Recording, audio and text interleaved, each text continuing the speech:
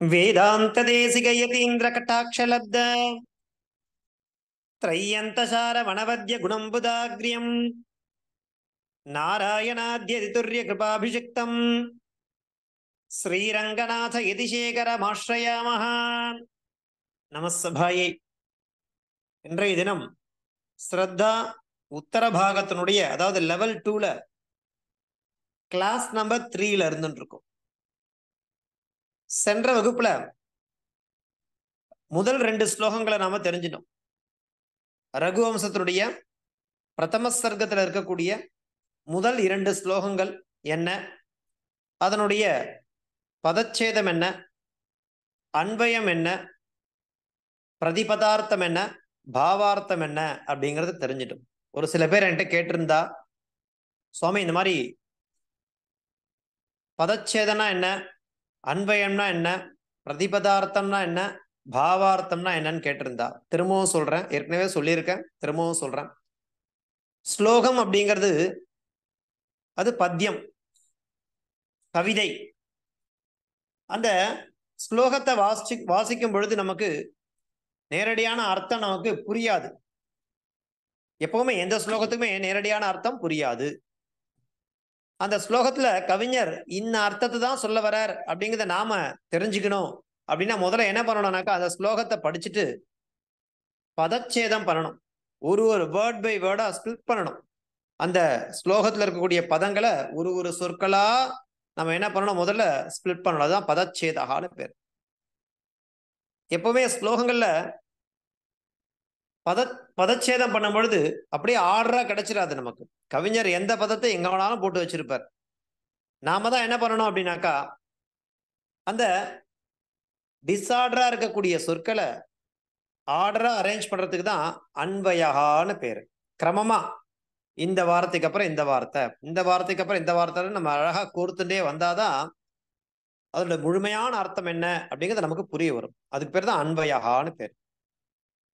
மூணாவது பிரதிபதார்த்தகான்னு என்னன்னாக்கா ஒரு பதத்துக்கு ஒரு அர்த்தம் சொல்லி கொடுக்குறேன், அதுக்கு ஈக்குவலான சொல், அதாவது பர்யாய பதம், சினானியம்ஸ் சொல்லுவோம் இல்லையா இங்கிலீஷ்ல, அதுதான் பிரதிபதார்த்தகா.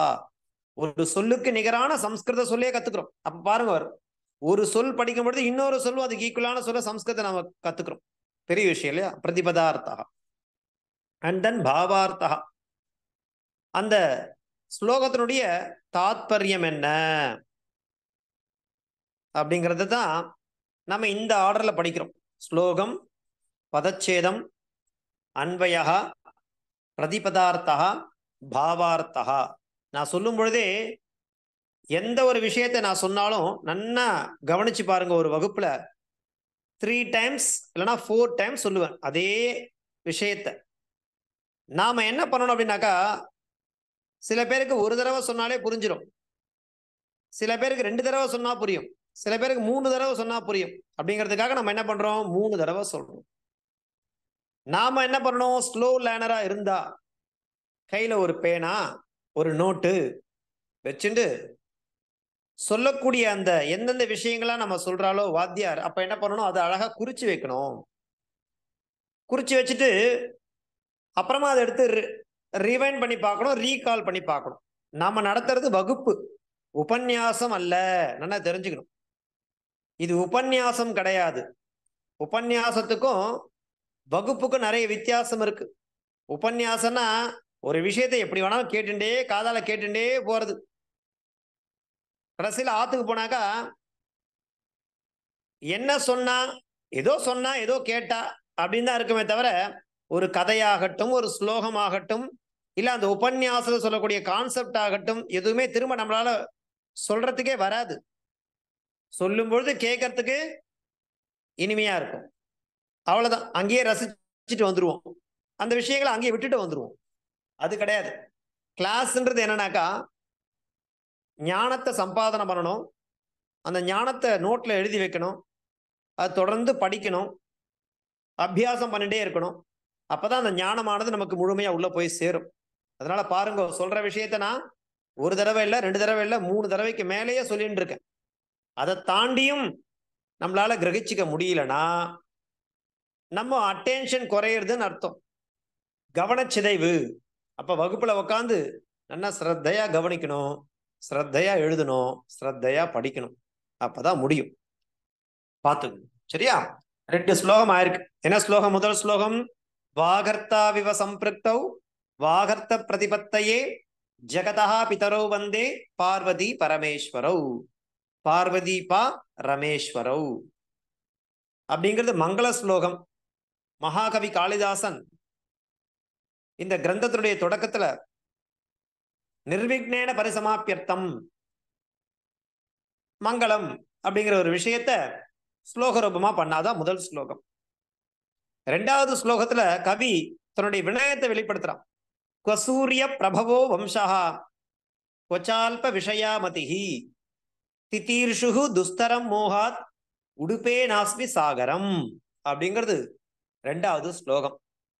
அதாவது வசத்தியான சூரியனிடமிருந்து தோன்றிய அந்த ரகுவம்சம் அப்படிங்கிறது எங்க, கொஞ்சமான அறிவை உடைய எனது புத்தி எங்க, கடக்க முடியாத கடல் இருக்கு இல்லையா, அது அறிவின்மையால் நான் என்ன பண்றேன், சின்ன படகின் மூலமாக அதை கடக்கணும்னு விரும்புறேன் அப்படிங்கிற நிலைப்பாட்டோட நான் இருக்கு. அது முடியுமா அப்படிங்கிற மாதிரி கவி தன்னுடைய வினயத்தை வெளிப்படுத்துற மாதிரி இந்த ஸ்லோகமானது 2வது ஸ்லோகம் அமைஞ்சிருந்தது.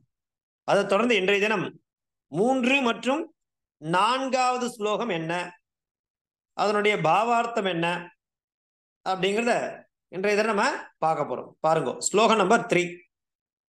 என்ன ஸ்லோகம்? மந்த கவியஷ பிரார்த்தி கமிஷ்யாம் உபஹாஸ்யதாம் பிராம்சுலப்யே ஃபலே லோபாத் உத்பாகுரிவ வாமனஹா.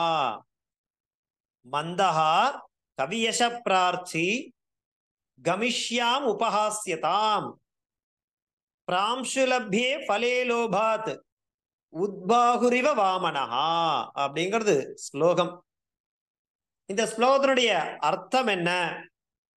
ஒரே நிமிஷம்.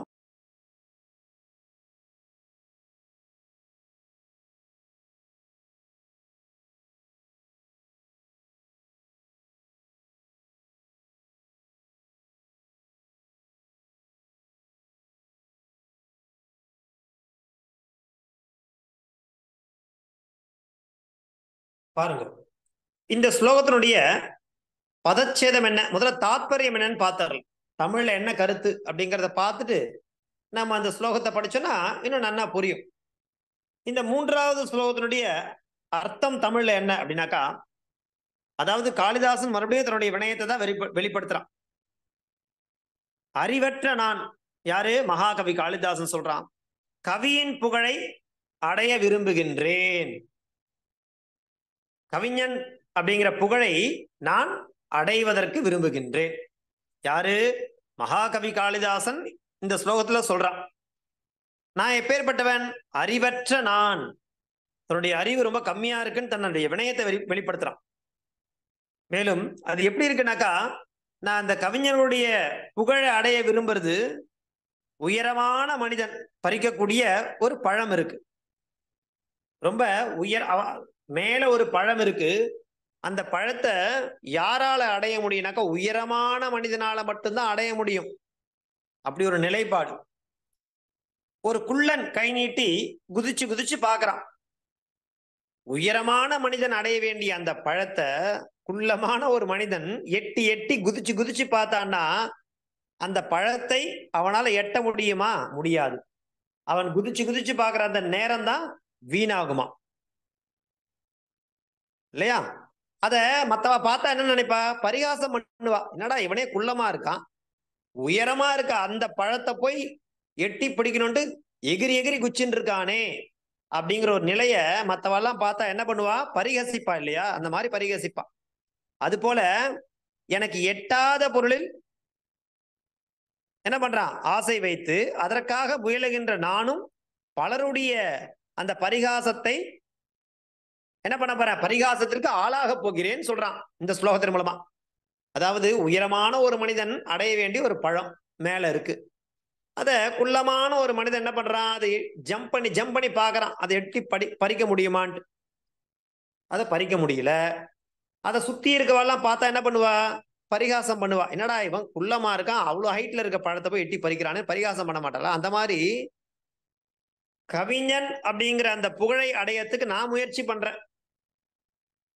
புகழ்ன்றது மேல இருக்கு, நானோ குள்ளமானவன், என்னால அந்த புகழை எட்டி பறிக்க முடியுமா? ஆனா நான் என்ன பண்ண போறேன், முயற்சி பண்ணிட்டு இருக்கேன். எப்படி ஒரு குள்ளமான மனிதன் உயரமான பழத்தை அடைவதற்கு முயற்சி செய்யும் பொழுது நம்ம சுத்தி இருக்கிற அனைவரும் நம்மளை பார்த்து பரிகாசம் பண்ணுவாளோ, அத போல என் நிலைமை ஆக போறது. நானும் என்ன பண்றேன், உயரமான அந்த கவிஞர்கள் அடையக்கூடிய புகழை என்னுடைய மந்த புத்தியை வச்சு நான் அதை அடையணும்னு நினைக்கிறேன் இல்லையா? அப்ப கண்டிப்பா இந்த உலகத்துல இருக்கக்கூடிய எல்லாரும் என்ன சுத்தி இருக்கவால என்ன பண்ணுவா, பரிகசிக்க போறா. அப்படி ஒரு நிலை என்ன எனக்கு ஏற்பட போறதுன்ட்டு அழகா ஒரு உபமானத்தை காண்பிச்சு கொடுக்குறார். அந்த குள்ள மனிதன் உயரமான பழத்தை எட்டி பறிக்கிறதுக்கு ஆசைப்படுற மாதிரி என்னுடைய மந்த புத்தியை வச்சுட்டு உயரமான கவிஞருடைய புகழை அடையணும்னு ஆசைப்படுறேன் இல்லையா? இதுக்கு உபமானமா இருக்கு அப்படிங்கிற ஒரு விஷயத்தை இங்க மகாகவி காளிதாசன் வெளிப்படுத்துறான். மந்தஹா கவியச பிரார்த்தி கமிஷ்யாம் உபஹாஸ்யதாம் பிராம்சுலபியே பலே லோபாத்து உத்பாகுரிவ வாமனஹா அப்படிங்கிறது ஸ்லோகம். இப்ப ஸ்லோகமா படிக்கும்போது நான் சொன்ன அர்த்தமானது எங்கெங்க இருக்கு அப்படிங்கிறது நமக்கு டைரக்டா புரியாது. இப்ப என்ன பண்ற பாருங்க, முதல்ல பதச்சேதம் பண்ணலாம். எப்படி? மந்தஹா கவியச பிரார்த்தி கமிஷ்யாமி உபஹாஸ்யதாம் பிராம்சுலப்யே பலே லோபாத் உத்பாகுஹு இவ வாமனஹா அப்படிங்கிறது பாருங்க. அந்த ஸ்லோகமா முதல்ல படிக்கும்போது எப்படி படிச்சேன், அண்ணா உங்களுக்கு அர்த்தம் புரியும், அதனால வித்தியாசம் புரியும் பாருங்க. எப்படி படிக்கிறேன், ஸ்லோகமா படிக்கும்போது ஒரு ரிதமா படிக்கிறேன். மந்த கவியச பிரார்த்தி கவிஷ்யாம் உபஹாஸ்யதாம் பிராம்சுலப்யே பலே லோபாத் உத்பாகுரிவ வாமனஹா. இது ஸ்லோக ரூபம். அதையே அப்படியே ஒரு ஒரு பதமா படிக்கும்போது எப்படி படிக்கிறேன் பாருங்க. பதச்சேதா மந்தஹா கவியச பிரார்த்தி கமிஷ்யாமி உபஹாஸ்யதாம் பிராம்சுலப்யே பலே லோபாத் உத்பாகுஹு இவ வாமனஹா. இது அப்படியே அந்த ஸ்லோகத்தில் இருக்கக்கூடிய பதங்களை ஒரு ஒரு பதமா பிரிச்சுட்டேன். இது பேர் தான் பதச்சேதம் பேர். சரி, அப்படி பதச்சேதமா இருக்கிறத இப்ப நான் என்ன பண்ண போறேன், ஆர்டரா அரேஞ்ச் பண்ணணும். அப்பதான் மீனிங் கிடைக்கும். எப்படி பாருங்க, மந்தஹா கவியச பிரார்த்தி பிராம்சுலப்யே பலே லோபாத் உத்பாகுஹு வாமனஹா இவ உபஹாஸ்யதாம் கமிஷ்யாமி. கமிஷ்யாமின்னா அந்த நிலையை அடைய போகிறேன். எந்த நிலையை அடைய போகிறேன்? உபஹாஸ்யதாம் கமிஷ்யாமி, பரிகாசம் பண்ணக்கூடிய ஒரு நிலையை நான் அடைய போகிறேன். எதை போல? இவ, இவன போல. எதை போல? உத்பாகுஹு வாமனஹா இவ, குள்ளமான கைகளை உடைய குள்ள மனிதன். வாமனஹான யாரு? குள்ளன். உத்பாகுனா யாரு? அவனுடைய கையில எப்படி இருக்கும்? குள்ளனுக்கு கையும் குட்டி குட்டியா தான் இருக்கும். சரி, அவன் என்ன பண்றான் தெரியுமா? பிராம்சுலப்யே பலே லோபாத்து. பிராம்சுலப்யனா உயரமான கைகளை கொண்டு எட்டக்கூடிய அந்த பழங்களை, லோபாத் அதன் மேல் கொண்ட ஆசையினால் என்ன பண்றான், அதை எட்டி எட்டி பார்க்கறான். முடியுமா? அதுவே உயரமா இருக்கு, முடியாது. அத போல மந்தஹா, மந்தஹான நான், மந்த புத்தியை உடைய நான், கவியச பிரார்த்தி, கவீனாம் யசா கவியசா, கவிஞன் அவர்களுக்கு உண்டான புகழை பிரார்த்தி, பிரார்த்தினா அடைய விரும்புகிறனாக, கவிஞன்ற பேரை அடையணும். அதனால கவியச பிரார்த்தின்னு பேரு. ஆனா நானும் யாரு? மந்தஹா, மந்தமான அறிவை உடையவன். நான் என்ன நினைக்கிறேன்? கவியச பிரார்த்தி, கவிஞர்கள் அடையக்கூடிய புகழை நானும் அடையணும்னு நினைக்கிறேன். அது எப்படி தெரியுமா இருக்கு? பிராம்சுலப்யே பலே லோபாத்து, உயரமான கைகளை கொண்டு பெற வேண்டிய அந்த பழங்களை, லோபாத் ஒரு ஆசையின், அந்த அதுக்கு மேல் கொண்ட ஒரு ஆசையினால, உத்பாகுஹு வாமனஹா இவ, குள்ள மனிதன் குள்ள கைகளை வைத்துக் கொண்டு எவ்வாறு குதித்து குதித்து முயற்சி செய்வானோ அதை பார்த்து மத்தவள என்ன பண்ணுவா? உபஹாஸ்யதாம், பரிகாசம் பண்ணுவா. அத போல ஒரு நிலையை கமிஷ்யாமி நானும் அடைய போகிறேன் அப்படிங்கிற ஒரு விஷயத்த தெரிவிக்கிற மகாகவி காளிதாசன். சரி, பிரதிபதார்த்தம் பாருங்கோ. மந்தஹா, மந்தஹா நாம கிம்? மூடஹா. மந்தஹா நாம கிம்? மூடஹா, குறைந்த மதியை உடையவன் அர்த்தம். கவியச பிரார்த்தி, கவீனாம் கீர்த்திம் பிராப்தும் இஷ்டஹ. கவியசஹனா கிம்? கவீனாம். கீர்த்தி, கீர்த்தினா புகழ். அதை பிராப்தும் இஷ்டஹா, அடைய அடைய விரும்புகின்றவனாக அவர் தானே இருந்துருக்கார் மகாகவி காளிதாசன். சரி, அது எப்படி இருக்கு? பிராம்சுலபே உன்னதேன புருஷேன பிராப்தும் யோக்யே, உயரமான மனிதனால் அடையக்கூடிய தகுதி வாய்ந்த பலே. பலனா என்னது? ஆம்ராதி பலானாம். இல்லையா? நிறைய பழம் இருக்கு மேல. ஆம்ரனா மாம்பழம்னு வச்சுங்களேன். மாம்பழம் முதலான ஏதோ ஒண்ணு உயரமா இருந்துட்டு இருக்கு. அதை எட்டி பறக்கக்கூடிய அந்த விஷயே, அந்த விஷயத்தில் லோபாத், லோபஸ்ய காரணேன, அது மேல ஒரு மோகம் தானே எல்லாருக்கும். மாம்பழம் உயரமா இருக்குன்னா தெரியும் நமக்கு, அந்த மாம்பழத்தை சாப்பிட்டா நன்னதான் இருக்கும் அப்படிங்கிற ஒரு இது ஏற்படாத நமக்கு. அந்த காரணத்தினால் உத்பாகுஹு அப்படின்னா என்ன? பாகு என்ன இருக்கு? உன்னையன்ன குறுகிய குட்டியான கை. யார் அவன்? வாமனஹா, கர்வஹான யாரு? குள்ள மனிதன். இவ யதா போல, உபஹாஸ்யதாம், உபஹாசஸ்ய விஷயதாம், அந்த பரிகாசம் பண்ணுவா அப்படிங்கிற ஒரு விஷயத்தை கமிஷ்யாமி பிராப்ஸ்யாமி நானும் அடைய போகிறேன் அப்படிங்கிற மாதிரி இந்த பிரதிபதார்த்தம் அமைஞ்சிருக்கு. இதை தொடர்ந்து நம்ம பார்க்க போது இந்த ஸ்லோகத்தினுடைய பாவார்த்தம் என்ன அப்படிங்கறத பார்க்கலாம். ஒரே விஷயம், அடுத்த பேஜுக்கு எடுத்து செகண்ட் ப்ளீஸ் பாருங்கோ.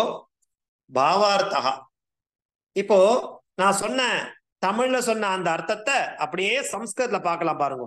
படிக்கும் போதே உங்களுக்கே புரியும். மந்த புத்திஹி அகம், அகம்னா யாரு? காளிதாசா. மகாகவீனாம் யசஹா இச்சன், மகாகவிஞர்களுடைய யசஹா புகழை, இச்சன், இச்சன்னா விரும்பக்கூடிய நான் ரகுவம்ச மகாகாவியஸ்ய ரச்சனாயாம் பிரவருத்தஹ, மகாகவிஞன் அப்படிங்கிற பெயரை அடைவதற்காக மந்த புத்தியை உடைய அகம் நான் என்ன பண்றேன்? ரகுவம்ச மகாகாவியஸ்ய ரச்சனாயாம், இந்த ரகுவம்ச மகாகாவியன்னு எழுதக்கூடிய அந்த விஷயத்துல பிரவருத்தா, பிரவேசம் பண்ணியிருக்க, இறங்கியிருக்க, எழுதுறதுக்கு ஆரம்பிச்சிருக்க. அது எப்படி இருக்குனாக்கா, உன்னதேன புருஷேன லப்யே பலே, உயரமான மனிதன் அடைய வேண்டிய அந்த பழத்தை, வாமனஹா அஸ்தௌ, உள்ள மனிதன் தன் இரண்டு கைகளால், உபரி நயன்னு, மேல ஜம்ப் பண்ணி குதிச்சுட்டு, பல பிராப்தேகே லோபாத், அது கிடைக்காது. எப்படி கிடைக்கும்? உயரமா இருக்கக்கூடிய அந்த கனியானது அவனுக்கு கிட்டுமானாக்கா இல்ல. பல பிராப்தே லோபாத், அந்த பலனை பெறுவதில் என்ன இருக்கு? அவனுக்கு கிடைக்காது அப்படிங்கிற ஒரு நிலை ஏற்பட்டிருக்கு. கர்மணி பிரபுத்தா அப்படிங்கிற ஒரு நிலைய, அந்த நிலைக்கு தள்ளப்படுவான். ஏதா எப்படி தெரியுமா? உபஹாச பாத்திரம் பவதி, கண்டிப்பா இந்த உலக மக்கள்லாம் அவனை பார்த்து சிரிக்க மாட்டாளா? அவனே குள்ள, அது உயரமா இருக்கு, அத்த போய் பறிக்கிறதுக்கு ஜம்ப் பண்ணிட்டு இருக்கான் பாரு, என்ன பண்ணுவா? எல்லாரும் கண்டிப்பா பரிகாசம் பண்ணுவான். தத்வது, அத போல அகமபி நானும், பவாமி இதி பாவஹா, நானும் அப்படிப்பட்ட நிலையை அடைய போகிறேன் என்பதுதான் பாவம். இது இந்த மூன்றாவது ஸ்லோகத்தினுடைய பாவார்த்தா. மூன்றாவது ஸ்லோகம் என்ன? மந்தஹா கவியச பிரார்த்தி கமிஷ்யாம் உபஹாஸ்யதாம், கமிஷ்யாம் உபஹாஸ்யதாம், பிரிக்கும் போது கமிஷ்யாமி உபஹாஸ்யதாம், பிராம்சுலப்யே பலே லோபாத் உத்பாகு இவ வாமனஹா அப்படிங்கிறது மூன்றாவது ஸ்லோகமாக இருந்துருக்கு. அதை தொடர்ந்து நம்ம பார்க்க போறது நான்காவது ஸ்லோகத்தை பார்க்க போறோம். என்ன அந்த நான்காவது ஸ்லோகம் அப்படின்னா பாருங்க. अथवा कृतवाग्द्वारे वंशेऽस्मिन् पूर्वसूरिभिः मनोवज्र समुत्कीर्णे सूत्रस्येवास्ति मे गतिः। अथवा कृतवाग्द्वारे वंशेऽस्मिन् पूर्वसूरिभिः मनोवज्र समुत्कीर्णे सूत्रस्येवास्ति मे गतिः அப்படிங்கிறது நான்காவது ஸ்லோகம். இந்த நான்காவது ஸ்லோகத்தினுடைய தாத்பரியம் என்ன அப்படின்னாக்கா, சூரிய வம்சம் இருக்கு இல்லையா, அது ஒரு ரத்தினம் போன்றது. சூரிய வம்சம் அப்படிங்கிறது ஒரு ரத்தினம் போன்றது. அதுல வால்மீகி பகவான் என்ன பண்ணிருக்காருனாக்க, ஏற்கனவே ராமாயணம் அப்படின்னு ஒண்ணு எழுதி அதுல ஒரு துவாரத்தை அமைச்சிட்டார். இப்போ இந்த ரகுவம்சம் அப்படின்ற மகா காவியம் நான் எழுதுறது ஒன்றும் புதுசு கிடையாது. ஏற்கனவே இந்த ரகுவம்ச மகா காவியத்தை எனக்கு முன்னாடி இருந்த வால்மீகி பகவான் என்ன பண்ணிட்டாருனாக்கா, அந்த சூரிய வம்சம் அப்படிங்கிற ஒரு ரத்தனம் போன்ற அந்த விஷயத்துல அவர் ஏற்கனவே ஒரு துவாரத்தை அமைச்சிட்டார். ஒரு ஹோல்ஸ் சொல்லுவால, ஒரு ஓட்டையை போட்டார். அப்படி அவர் எப்படி பண்ணிருக்கார், வஜ்ரத்தினால் துளையிடப்பட்ட ரத்னத்தில் நூலை வந்து என்ன பண்ண முடியும், எளிமையா கோத்துடலாம். நிறைய ரத்தின கற்கள் இருக்கு, அதுல நூலை குழைச்சாதான் அப்படியே ஒரு மாலையா ஆகும் இல்லையா, ரத்தின மாலையா மாறும் இல்லையா. அப்போ சூரிய வம்சம் அப்படிங்கிறது ஒரு ரத்தினம் போன்றது. அதுல ஏற்கனவே வால்மீகி பகவான் என்ன பண்ணிருக்கார், ராமாயணம் அப்படிங்கிற ஒரு துவாரத்தை போட்டுட்டார். நான் ஒன்னும் இப்போ புதுசா இந்த ரகுவம்சத்தை சரித்திரத்தை எழுதிடல. எனக்கு முன்னாடி இந்த கதையே ராமாயணம் அப்படிங்கிற ரீதியில வால்மீகி பகவான் என்ன பண்ணிட்டாருன்னா ஒரு துவாரத்தை போட்டுட்டார் இல்லையா. அப்படி ராமாயணம் என்ற அந்த துவாரத்தை உடைய இந்த சூரிய வம்சத்தில் எனது நூல் செல்ல இயலும். நான் சுலபமா கோத்துருவேன். என்னுடைய நூல் இருக்கு இல்லையா, அந்த நூலை அந்த ரத்தினக்கல்ல கோக்கணும். அதான் என்னுடைய பிரதானமான காரியம். அந்த ரத்தினக்கல்ல ஏற்கனவே என்ன பண்ணிருக்கார் வால்மீகி பகவான், ஒரு துளையிட்டு விட்டார். அப்ப அந்த துளையில என்னுடைய நூலை கோக்குறதுன்றது ரொம்ப ஈஸி, கஷ்டமே கிடையாது. ஏற்கனவே ஒரு விஷயத்த வால்மீகி பகவான் பண்ணியிருக்கார், அது அப்படியே நான் திரும்ப பண்ண போறேன், அவ்வளவுதான். அப்ப எனக்கு எந்த வித கடினமும் அதில் ஏற்படுறதுக்கு வாய்ப்பே இல்லை. சுலபமா நான் அந்த விஷயத்த பண்ணிட போறேன் அப்படிங்கிறது தெரியப்படுத்துறார். என்ன சொல்ல வர்றாருனாக்கா, இந்த ரகுவம்சம் அப்படிங்கிறது ஒரு ரத்தினக்கல்ல போன்றது. அதுல ஏற்கனவே வால்மீகி பகவான் ஒரு துளையிட்டார், வஜ்ரத்தால துளையிட்டார். அப்படி துளையிடப்பட்ட அந்த ரத்தினக்கல்ல நான் என்ன பண்ண போறேன், நூல் தான் கோக்க போறேன். அந்த ஓட்டையில நூலை கோக்கிறது அப்படிங்கிறது பெரிய கஷ்டமான காரியமா இருக்காது. அப்படிதான் இருக்கு என்னுடைய நிலைமை அப்படின்னு சொல்றார் இல்லையா. அவர் எழுத போற மகா காவியமும் இதிகாசத்தை தழுவி எழுதுறார். ஏன்னா இதிகாசம் 2, ராமாயணம் மகாபாரதம். எது முதல்ல வந்தது, இதிகாசம் முதல்ல வந்துருது, அப்புறமா தான் மகா காவியங்கள். அப்ப இதிகாசத்தை முதல்ல யார் எழுதிட்டா, வால்மீகி பகவான் அழகா ராமாயணத்தை எழுதி கொடுத்துட்டார். திரும்ப அதே சரித்திரத்தை தான் இவர் எழுத போறார். அப்ப இவருக்கு ஏற்கனவே இருக்கிறத வச்சுட்டு பண்றது ரொம்ப சுலபம் இல்லையா, அததான் இங்க வெளிப்படுத்துறார். அத்தவா கிருதவாக்த்வாரே வம்சேஸ்மின் பூர்வசூரிபிஹி மனோவஜ்ர சமுத்கீர்ணே சூத்ரஸ்யேவாஸ்தி மேகதிஹி. என்னுடைய நிலை எப்படி இருக்கு தெரியுமா, ஜஸ்ட் நான் அந்த நூலை அந்த கல்லுக்குள்ள கோத்தா மட்டும் போரும். ஏன்னா எனக்கு முன்னாடி இருந்தவள அந்த கல்லுல அழகா ஓட்டையை போட்டு குத்துட்டு போயிட்டா. அதனால இந்த நூலை அதுல கோக்கிறதுன்றது ரொம்ப கஷ்டமான காரியமா இருக்காது. இதுதான் என்னுடைய கதியா இருந்துட்டு இருக்கு அப்படிங்கறத சொல்றாரு இந்த ஸ்லோகத்தின் மூலமா. பாருங்க ஸ்லோகம் என்ன, அத்தவா கிருதவாக்த்வாரே வம்சேஸ்மின் பூர்வசூரிபிஹி மனோவஜ்ர சமுத்கீர்ணே சூத்ரஸ்யேவாஸ்தி மேகதிஹி. என்ன பதச்சேதா பாருங்க, அத்தவா கிருதவாக்த்வாரே வம்சே அஸ்மின் பூர்வசூரிபிஹி மனௌ வஜ்ர சமுத்கீர்ணே சூத்ரஸ்ய இவ அஸ்தி மே கதிஹி. இது பதச்சேதா. அன்வயா பாருங்க, அத்தவா பூர்வசூரிபிஹி கிருதவாக்த்வாரே அஸ்மின் வம்சே வஜ்ர சமுத்கீர்ணே மனௌ சூத்ரஸ்ய இவ மே கதிஹி அஸ்தி. என்னுடைய கதி இப்படிதான் இருக்கு. எப்படின்னாக்கா, சூத்ரஸ்ய இவ, ஒரு சூத்திரான நூல் இல்லையா, நூல் அத நான் கோக்கணும். எதுல, மனௌ. அது எப்படிப்பட்ட மனவு தெரியுமா, வஜ்ர சமுத்கீர்ணே. ஏற்கனவே அந்த ரத்தினமானது துளையிடப்பட்டு விட்டது இல்லையா. எதை பற்றி, அஸ்மின் வம்சே, இந்த சூரிய வம்சத்தை பத்தி யார் எழுதியிருக்கா, பூர்வசூரிபிகி. பூர்வசூரிபினா வால்மீகி முதலானவர்கள் என்ன பண்ணிருக்கா, ராமாயணத்தை பத்தி நன்ன தரவா எழுதி கொடுத்துட்டு போயிட்டா. அதனால அப்பேற்பட்ட ரத்னக்கல்ல ஏற்கனவே துளையிட்டு இருக்கு. அப்பேற்பட்ட அந்த துளையில நான் என்ன பண்ண போறேன், ஜஸ்ட் இந்த ரகுவம்ச மகாகாவியம் எழுதுறதுன்றது ஒரு நூலை எடுத்து அந்த மணியில கோக்கறா மாதிரி இருக்கு சுவாமி, அவ்வளவுதான். இதுதான் என்னுடைய நிலைப்பாடு அப்படிங்கிறத இந்த ஸ்லோகத்தின் மூலமா மகாகவி காளிதாசன் வெளிப்படுத்தி, இதுதான் அதனுடைய அன்வயமா இருந்துட்டு இருக்கு. ஒரே நிமிஷம், அதோட பிரதிபதார்த்தம் என்ன பாவார்த்தம் என்னன்றது அடுத்த பேஜுக்கு போயிருக்கு, பார்க்கலாம். ஒரே நிமிஷம், 1 செகண்ட் ப்ளீஸ். பாருங்கோ, பிரதிபதார்த்தா அதவா பக்ஷாந்தரே, அதவான அல்லது, பூர்வசூரிபிகி பூர்வத்தன கவிபிகி, அதாவது இவருக்கு முன்னாடி இருந்தவெல்லாம் வால்மீகி முதலிய நிறைய பேர் என்ன பண்ணிருக்கா, இந்த ராமாயணத்தை பத்தி எழுதியிருக்கா. கிருதபாக்த்வாரே ராமாயணாதோ வர்ணித்தே, ராமாயணத்தை நிறைய பேர் பண்ணிட்டா. அஸ்மின் ஏதஸ்மின், இந்த வம்சே, வம்சன என குலே, இந்த குலத்தை பத்தி, சூரிய வம்சத்தை பத்தி, வஜ்ர சமுத்கீர்ணே மணிவேதேன வித்தே, அதாவது துளையிடுறதுன்னு அர்த்தம். அந்த ரத்னக்கல்ல துளையிடுறது இல்லையா, மனோ ரத்னே, அந்த ரத்ன துளையிட்ட அந்த ரத்னத்துல சூத்திரஸ்ய தந்தோஹோ, நூலுன்னு அர்த்தம். சூத்திரம்னாலும் தந்துகுனால் நூலுன்னு அர்த்தம், த்ரெட். இவ யதா போல, ததா மே கதிகி, மேன மம, கதிகின சஞ்சாரா, நான் இனிமேல் இந்த ராமாயண ரகுவம்ச மகாகாவியம் எழுத போறேன் இல்லையா, அந்த நிலையானது அஸ்தி வித்யதே. அதனால எனக்கு ஒன்றும் கஷ்டமே கிடையாது.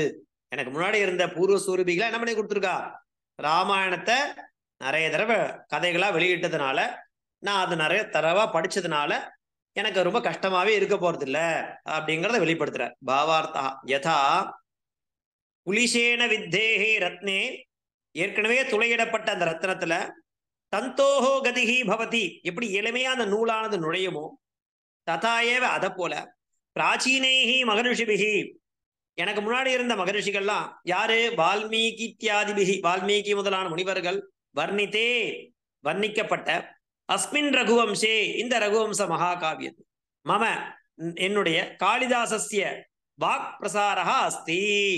அதனால அப்படியே இனிமேல் அந்த நான் எழுத போற அந்த வாக்கியங்கள்லாம் எனக்கு அப்படியே சரளமா வரும். ஏன்னா எனக்கு முன்னாடி இருந்தவாள் ஏற்கனவே இதை பற்றி பண்ணியிருக்கா. அதனால ஏற்கனவே பண்ண விஷயத்த திரும்ப பண்றது அப்படிங்கிறது ரொம்ப கஷ்டமான காரியமா இருக்காது அப்படிங்கிற மாதிரி இந்த 4வது ஸ்லோகத்துல மகாகவி காளிதாசன் சொல்றான். என்ன ஸ்லோகம் அது அப்படின்னாக்கா, அதவா கிருதவாக்த்வாரே வம்சேஸ்மின் பூர்வசூரிபிஹி மனோவஜ்ர சமுத்கீர்ணே சூத்ரஸ்யேவாஸ்தி மேகதிஹி அப்படிங்கிறது 4வது ஸ்லோகம். சோஃபார் இது வரைக்கும் 4 ஸ்லோகம் பார்த்திருக்கோம். என்னென்ன ஸ்லோகம், வாகர்த்தாவிவ சம்பிருக்தௌ வாகர்த்த பிரதிபத்தையே ஜகதா பிதரோ வந்தே பார்வதி பரமேஸ்வரௌ அப்படிங்கிறது முதல் ஸ்லோகம். ஸ்வசூரிய பிரபவோ வம்சா குவச்சால்ப விஷயா மதிஹி திதீர்ஷு துஸ்தரம் மோகாத் உடுப்பே நாஸ்மி சாகரம் அப்படிங்கிறது 2வது ஸ்லோகம். மந்த கவியச பிரார்த்தி கமிஷ்யாம் உபஹாஸ்யதாம் ராம்சுலப்யே பலேலோபாத் உத்பாகுரிவ வாமனஹா அப்படிங்கிறது 3வது ஸ்லோகம். அதவா கிருதவாக்த்வாரே வம்சேஸ்மின் பூர்வசூரிபிஹி மனோவஜ்ர சமுத்கீர்ணே சூத்ரஸ்யேவாஸ்தி மேகதிஹி அப்படிங்கிறது 4வது ஸ்லோகமா இருந்துட்டு இருக்கு. இது வரைக்கும் நம்ம 4 ஸ்லோகங்கள், அதனுடைய பதச்சேதம், அன்வயம், பிரதிபதார்த்தம், பாவார்த்தம் அப்படிங்கிறத பார்த்து முடிச்சிருக்கோம். இதே மாதிரி நீங்க தொடர்ந்து அந்த ஸ்லோகங்கள்லாம் படிச்சுட்டே இருங்கோ, ஹோம்ஒர்க் எழுதி அனுப்புங்கோ. அப்பதான் உங்களுக்கும் ஒரு அபியாசம் கிடைக்கும். கொஞ்சம் பேர் தான் எழுதுறா, மீதி பேருக்கெல்லாம் காரியம் இருக்கு. இருந்தாலும் இந்த கத்துக்கிற விஷயமும் முக்கியம். அதுக்கும் கொஞ்சம் அவகாசம் ஒதுக்கி ஹோம்ஒர்க் எழுதி அனுப்புங்கோ. இன்றைய தினத்திற்கான அவகாசம் முடிஞ்சு போச்சு. அடுத்த வகுப்புல பார்க்கலாம். தாசன் ஏதேனும் சம்சயம் இருந்தா கேளுங்கோ, இல்லைன்னா அடியேன் கிளாஸை முடிச்சுக்கிறேன். தன்யவாதாக. நமஸ்காரம். அடியே இந்த ஹோம்ஒர்க்ல வந்து நாங்கள் ஸ்லோகத்தை முதல்ல எழுதி அனுப்பிச்சா போறோம் இல்லையா? அதுதான் எனக்கு எதிர்பார்க்கிறேன். இல்ல சுவாமி, ஃபுல்லாவே அனுப்பணும். ஏன் ஸ்லோகத்தை மட்டும் எழுதி மீதி பதச்சேதம், அன்வயம், பிரதிபதார்த்தம், பாவார்த்தம் எழுத முடியாதா? ஷூர் எழுதலாமே. ஒரு அதாவது நம்ம வாரத்துல பார்த்தீங்கன்னா 4 ஸ்லோகம் தான் நம்ம சுவாமி நடத்துறோம். திங்கட்கிழமை புதன்கிழமை கிளாஸ். பர் டே 2 ஸ்லோகம் வச்சுட்டு இருக்கேன். நமக்கு 7 நாள் அவகாசம் இருக்கு. இந்த 4 ஸ்லோகத்தை இந்த 7 நாள்ல நம்மள தாராளமா படிக்கலாம் சுவாமி. பிரதிதினம் ஒரு ஸ்லோகம் படிச்சா கூட நம்மளால அழகா படிக்க முடியும் சுவாமி. கண்டிப்பா பண்றேன். அக்ஷரங்கள் மறக்காம இருக்கும். எழுதுனா அக்ஷரங்கள் எனக்கு எழுத்துக்கள். ஒரு எனக்கு ஒரு கொஸ்டின் கேட்கணும். அந்த சொல்லுங்க. பதச்சேதத்துல இந்த 2வது அடியில ஒரு ஸ்லோகத்துல சூத்திர அந்த அந்த அது அந்த அந்த இதை 3ஆ பிரிச்சு காமிச்சு இல்லையா? சூத்திரஸ்ய இவ அஸ் அஸ் அஸ்தியா அத நீங்க அதை திரும்பி ஒரு தடவை அந்த லைன்ல அப்படிதான் பிரிக்கணும். அந்த உள்ள இருக்கிறத வந்து ஆமா, கம்மா போட்டு காமிச்சிருக்கனே. அது எப்படி பிரிக்கணும்னு தான் பதச்சேதத்துல கிளியரா இருக்கே. இல்ல அதுக்கு சந்தி ரூல் அது இல்ல அது என்ன ரூல் அப்ளிகேஷன்? இல்ல முதல்ல பதத்தை பிரிங்க. சந்திக்கலாம் அப்புறம் போலாம். முதல்ல அவ என்ன கொடுத்திருக்காளோ உள்ளத உள்ளபடி படிங்க முதல்ல. அந்த அபியாசத்துக்கு நம்ம முழுமையா வந்தாதான் மேற்கொண்டு அடுத்த லெவல்ல போகும்போது சந்திலாம் படிக்க முடியும். அது பிரிச்சு பாக்குற அளவுக்கு தெரியணும் இல்லையா? அதனால இப்ப இது அவ்வளவுதான். முதல்ல அதை ஓரளவுக்கு பிரிக்கிறதுக்கு முதல்ல பிரிக்கிறத கத்துப்போம், அபியாசம் பண்ணுவோம். அப்புறமா அதை எப்படி சந்தியாச்சு, எந்த சூத்திரத்தால அப்படி வருது அப்படிங்கிறது அதுக்கு அப்புறமா பார்க்கலாம். அடுத்த லெவல்ல பார்க்கலாம். முதல்ல பதச்சேதம் பண்ண தெரியும். இப்ப நீங்க புக் ஏதாவது ரெக்கமெண்ட் பண்ணுவீங்களா? இந்த புக் இல்ல அதெல்லாம் ஒண்ணுமே இல்ல. நான் அனுப்புறத அப்படியே சேவ் பண்ணி வச்சு படிச்சா போதும். ஓகே, 4 ஸ்லோகத்தை எழுதி 4 மீனிங். ஓகே, அவ்வளவுதான். மகோதயா, உபஹாஸ்யதாம்ங்கிறது என்ன? இது அசதியோட இதுவா மகோதயா? ஆமா. அது என்ன? இப்ப அது வந்து விதிலிங்கா மகோதயா? அது என்னது? என்ன சுவாமி? விதிலிங்கா இல்ல லோட்லகாரவான்னு தெரியல. அது கேட்கணும். பரிகசிக்க கூடும். பரிகசிக்க கூடுங்களோ? ஆமா பரிகாசம் பண்ணுவான்ற மாதிரி ஒரு நிலைப்பாடு. உபஹாஸ்யதாம் கமிஷ்யாமி. உபஹாஸ்யதனா பரிகசிக்க கூடிய ஒரு நிலையானது. அந்த நிலைக்கு கமிஷ்யாமி நான் தள்ளப்படுவேன். ధన్యవాదం. సమ్యక్ అస్తి మహోదయ. ధన్యవాదం మహోదయ. ధన్యవాదాలు. ధన్యవాదాలు. ధన్యవాదాలు మహోదయ. ధన్యవాదాలు స్వామి.